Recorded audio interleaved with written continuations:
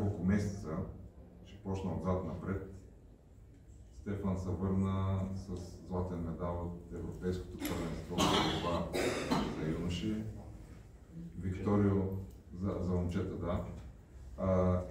Това са ученици в нашето училище към настоящия момент. Викторио се завърна също с европейска титла по бокс, при младежи, мисля, че беше, ако не бъркам. Да.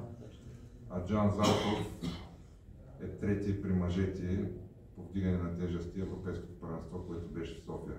Радослав Росенов в бокса. Това са общо 5 човека, които за мен оформят една нова вълна в русенския спорт на спортисти, чието резултати блестят вече с силата, с която са тяхните предшественици, които седят горе на таблата. В случая Вари Йорданов, Христо Марков, Таню Киряков, всички световни и европейски шампиони, които са излезли от тук.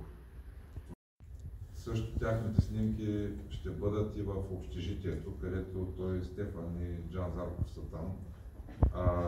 И смятам, че както на национална спортна база Белмекен седят олимпийските шампиони и медалистите от световни, от европейски, така вече и ние в училището можем да направим нещо такова, за да тия деца да са пример, тия ученици да са пример за всички останали, защото когато влезеш в залата и той е до теб и ти знаеш, че той е европейски шампион и си казваш и аз мога. Когато седнеш на чина до него и знаеш, че това е европейски шампион, почваш да мечтаеш, пък знаеш.